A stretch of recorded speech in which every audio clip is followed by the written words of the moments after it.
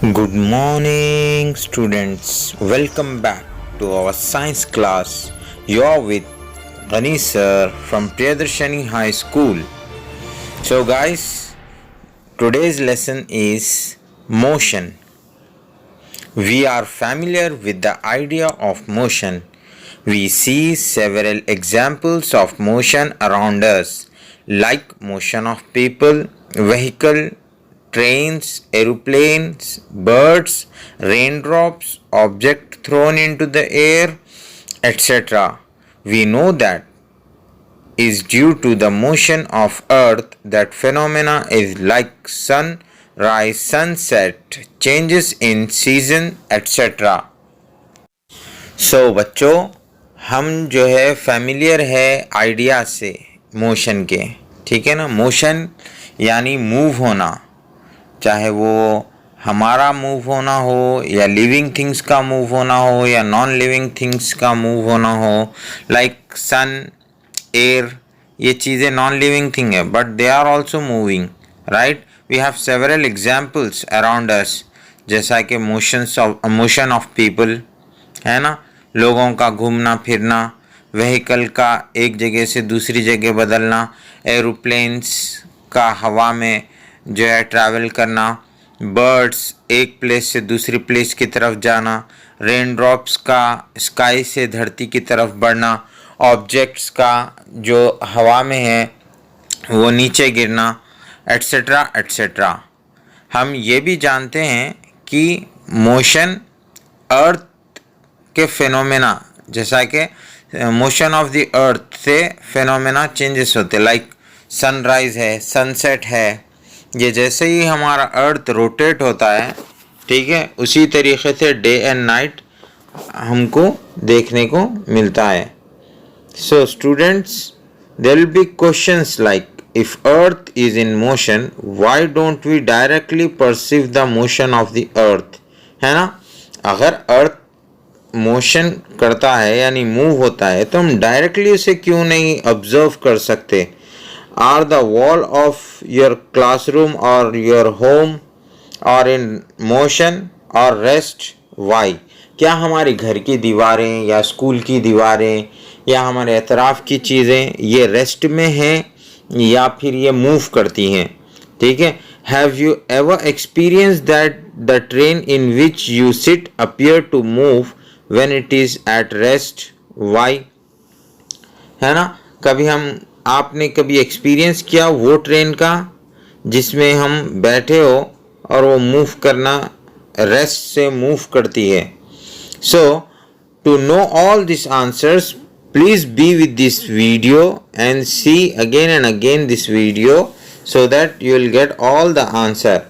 ये क्वेश्चंस के आंसर जानने के लिए एक चीज़ हमको जानना ज़रूरी है, वो है रिलेटिव एंड रिलेटिव मोशन, है ना। रिलेटिव वर्ड का मीनिंग जानेंगे हम एंड रिलेटिव मोशन का। व्हाट इज रिलेटिव, रिलेटिव का मतलब क्या है। We use many statement in our daily life to express our view, that meaning of statement depend on the context in which it is made, है ना। जो भी context दिया जाता है उससे रिलेट करते हुए हम उसका मीनिंग फाइंड करते हैं। Does every statement have a meaning? No. Evidently the answer will, obviously the answer will no, नहीं कहला जाएगा। Even if you choose perfectly sensible words and put them together according to the rule of grammar, you may still get complete nonsense, है ना। Even अगर हम पूरी grammar English की perfectly अगर जो है ना वर्ड बाय वर्ड जमा कर कर भी अगर हम करें तब भी सेंटेंस का सेंस बनना ज़रूरी नहीं है। For instance the statement this water is triangular can hardly be given any meaning, है ना। ये वाटर ट्रायंगल शेप में है, अगर कोई ऐसा बोलेगा तो people will laugh at that because we know water has no shape, it will take the shape of the container, है ना। जो कि हम प्रीवियस चैप्टर में हम पढ़े थे प्रॉपर्टीज ऑफ लिक्विड में। A statement has a meaning only when there is a relation between words, है ना। Similar that exist other situation in our daily life where we use statements having meanings depend upon the situation. Let us observe the following example. Right and left, है ना, right and left.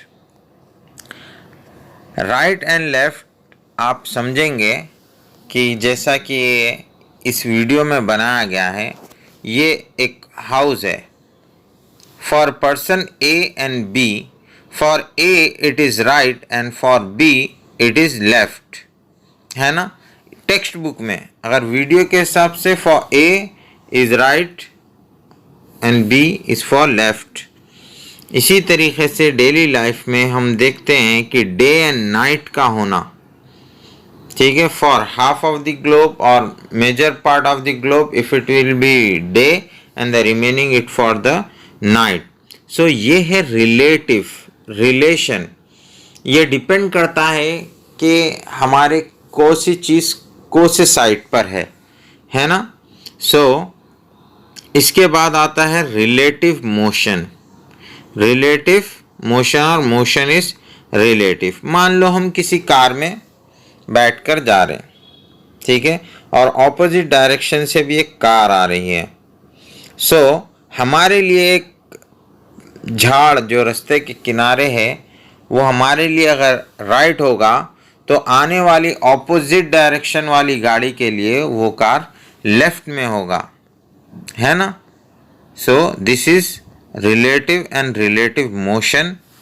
So students, remaining part we will discuss in next video. Thanks for watching.